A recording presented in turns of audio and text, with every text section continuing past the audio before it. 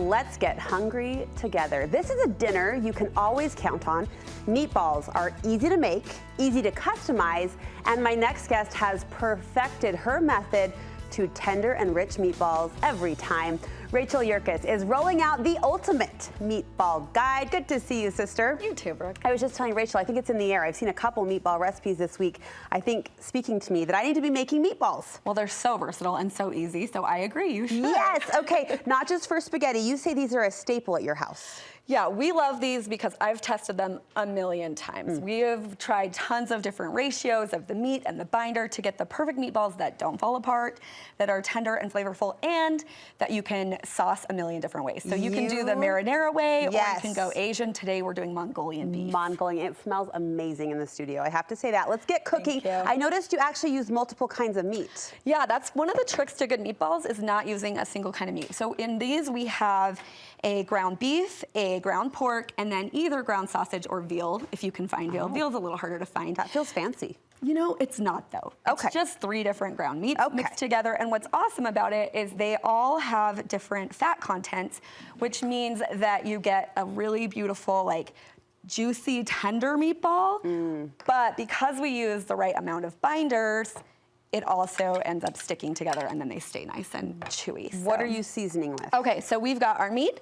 We added some Parmesan cheese, some garlic. We've got 3 different spices. I have parsley, basil, and oregano. Here comes the smells. We're doing kind of an Italian style meatball, but if you want to use them for something else, this is a really base recipe, so these, even though I have Italian spices, it works well with other So you can play whatever your sauces. family likes, whatever I have in the pantry. Yeah, like if you want teriyaki meatballs, you can just leave those spices out and just do salt and pepper. It's a choose your own adventure, and I'm proud to say I'm just at the point in my cooking career where I feel like I can start to play a little bit, right? When the confidence or the comfort is there. You know, what's nice about this is you really can't mess it up. These are so simple to make, and what I love is I make them early, and then I just freeze them, and then you can pull out however many you need. For dinner. Yeah. Throughout the month. You're being polite and using a spoon. Normally, would you just get in there? I would totally get in there. Yeah, okay. We're going to keep things very refined in the kitchen today. What I love too is I often will use these for meal planning. So I have a college-age son, and he'll come over, we'll meal prep, and we'll make a big bag like this where they're frozen, and then he can make them himself and just pull a few out to cook. Oh, you're the mom of the year sending those out the door. Yeah. Awesome. All right, and then breadcrumbs comes next once all the seasonings are incorporated. Yeah, so you add the breadcrumbs in, and if you want a gluten-free option, you can use like a pork panko instead of the breadcrumbs. It just helps them stay together. This is one of our binders.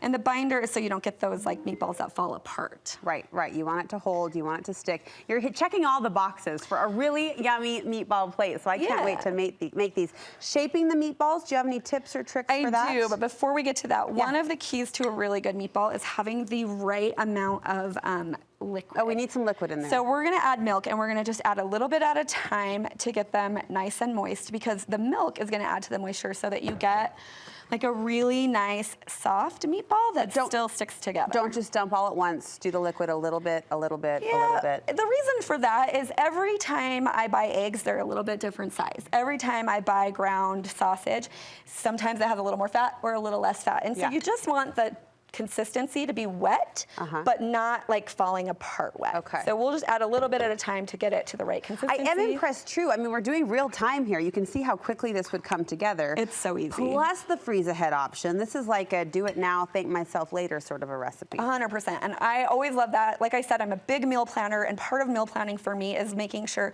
on those nights where you have soccer games or tons of homework that I'm not spending forever in the kitchen. And you just need go-to options. Like, you know, there are meatballs in the freezer, or you know there's always pasta in the pantry, like those staples. Exactly. And the thing with these meatballs is you can make subs out of them. You can throw them in soups. You can put them on spaghetti. You can do what we're doing today and make them into Mongolian beef, or you can do like a Korean beef meatball. That's what I did for dinner last night.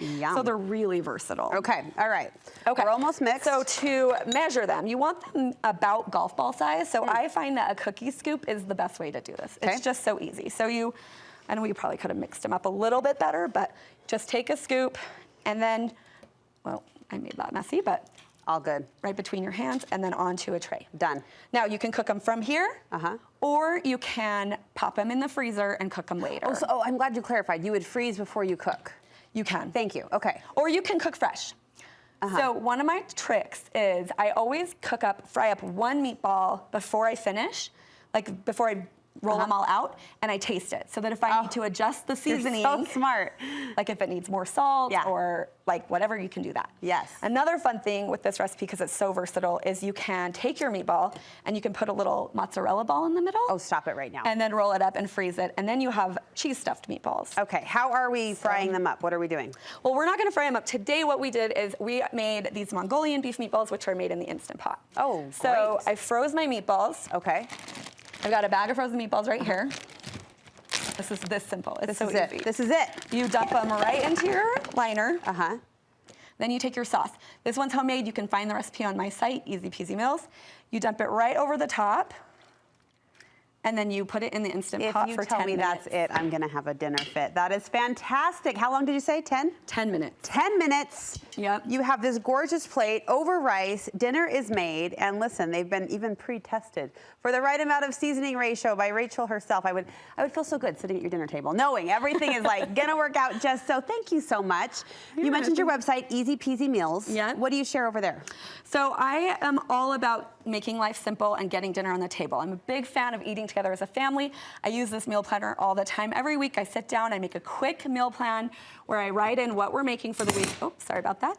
And then I have this awesome little grocery list. And then I order my groceries. You can find this on Amazon, or I have it linked on my Instagram. Amazing. And just lots of really easy recipes. Easy recipes.